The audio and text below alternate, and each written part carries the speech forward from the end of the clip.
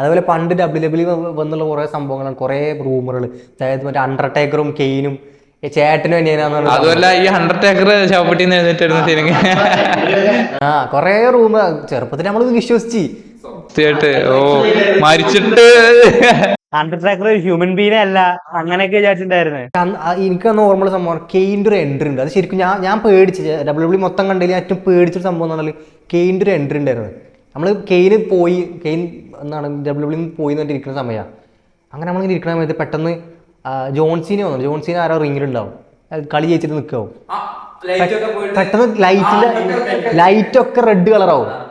എന്ത് സംഭവം മനസ്സിലാവണല്ലോ. പെട്ടെന്ന് സ്റ്റേജിന്റെ അടിയിൽ നിന്ന് സ്റ്റേജ് പൊളിച്ചിട്ട് ഇപ്പം വരും, കെയിന് വരും. പക്ഷെ അത് നെഞ്ചിനോട് കയറിയ സാധനം കെയിന് സ്റ്റേജ് പോയിട്ട് അവൻ്റെ തിരിച്ചു വരുന്ന സമയത്ത് ഒരു മാസ്ക് ഉണ്ട്, ഒരു ചോപ്പ് ഇതിലുള്ള മാസ്ക്. അത് ഭയങ്കര അതേപോലെ തന്നെ അണ്ടർടേക്കറിനെ എന്ത് ശ്രദ്ധിച്ചാൽ റെഡും ബ്ലൂവും ആ ഒരു കളറിൻ്റെ ഇതും ഭയങ്കര ഇതായിട്ട് അവർ ഓരോ നമ്മൾ ഡിസൈൻ ചെയ്യണത്. അത് ഞാൻ അതിൻ്റെ ബാക്കിൽ കുറേ നോക്കിയപ്പോൾ മനസ്സിലായി. ഓരോ അവരുണ്ടാക്കിയെടുക്കണം ഓരോ സൂപ്പർ സ്റ്റാർസിനെ അവർ ഉണ്ടാക്കിയെടുക്കണം. അപ്പോൾ അവർക്ക് വേണമെങ്കിൽ ഒരു സൂപ്പർ സ്റ്റാർ ഒരാളെ ഒരു സ്ട്രീറ്റിൽ നിന്ന് ഒരാളെ കൊടുത്തിട്ട് എന്ത് ചെയ്യുക, വലിയ സൂപ്പർ സ്റ്റാർ ഒക്കെ എടുക്കുക. അപ്പോൾ അവർ ഷീൽഡ് ഉണ്ടാക്കിയ പോലെ, ഷീൽഡ് തന്നെ അറിയില്ല, 3 സൈഡിൽ നിന്ന് ആൾക്കാർ റോമൻ റെയിൻസ്, സെത്ത് റോളിൻസ് തന്നെ 3 ആൾക്കാർ ഇറങ്ങണം. അപ്പോൾ അവരെ ഉണ്ടാക്കിയെടുക്കണതാണ്. അതുപോലെ സിൻകാറിനെ നമ്മൾ പറയാം, സിൻകാറിനെ ഇവരങ്ങനെ സൂപ്പർ സ്റ്റാർ ആക്കി വെച്ചില്ല. സിൻകാറ വരുമ്പോൾ മാത്രം സ്റ്റേജ് മൊത്തത്തിൽ വേറെ കളറാവും. മൊത്തത്തിൽ ബാക്കിയുള്ള ആൾക്കാരൊക്കെ വരുമ്പോൾ സാധാ പോലെ തന്നെ സ്റ്റേജ് അത്രയും ഹൈപ്പ് കൊടുക്കുകയാണ് ആ ഒരു ക്യാരക്ടർ. അതുപോലെ ഇത് ഇച്ചിരി കൂടെ റിയലിസ്റ്റിക് ആക്കാൻ വേണ്ടി ഇവന്മാർ തന്നെ അയ്യോ മറ്റേ ഈ എല്ലാ ഫൈറ്റും നടന്നുകൊണ്ടിരിക്കും വേറെ ഒരാളുടെ അടുത്ത് പോയി റിവ്യൂ എടുക്കുമ്പോൾ അവന്മാർ അവിടെ കിടന്ന് അടി ഉണ്ടാകും എല്ലായിടത്തും അടി. കാണുന്നവർക്ക് ഒരു കുറച്ച് ധൃതങ്ക പുളിതനാവാൻ വേണ്ടിയിട്ട് അവരെന്ത് ചെയ്യും, അല്ലെങ്കിൽ അവർ കുറച്ച് സ്പൈസും കാര്യമൊക്കെ കൂട്ടാൻ വേണ്ടിയിട്ട് അവർക്ക് ഡീവ മാച്ച് ഒരു സംഭവം നോക്കും. ഡീവാസ് ടൈറ്റിൽ വേണ്ടിയിട്ട്. ഡീവ അറിയില്ല, ഡീവ ഒരു ടൈറ്റിലുണ്ട് ഇടയ്ക്ക്. അതായത് ആൾക്കാർക്ക് കാണാൻ നമ്മളാണെങ്കിൽ ഇത് കാണാൻ വേണ്ടി ഇരിക്കുമോ. അപ്പോഴാണ് ഡീവ മാച്ച് വരിക. ഡീവ എന്ന് പറഞ്ഞാൽ പെൺകുട്ടികളെ കളി. പെൺകുട്ടികൾ സാധനം ഇട്ടിട്ട് മറ്റേ ബിക്കിനോട്ടുള്ള കളി. അപ്പം നമ്മൾ ഈ വയസ്സായ ആൾക്കാരൊക്കെ ഉണ്ട് നമ്മളെ വീട്ടിൽ, അവരൊക്കെ ഒപ്പം നമ്മൾ കാണണ്ട, നമ്മൾ ചാനൽ മാറ്റി തരും. കാരണം ഇത് മാച്ച് തീർന്നു കഴിഞ്ഞാൽ നമുക്ക് അത്ത കളി കാണാൻ പറ്റുള്ളൂ.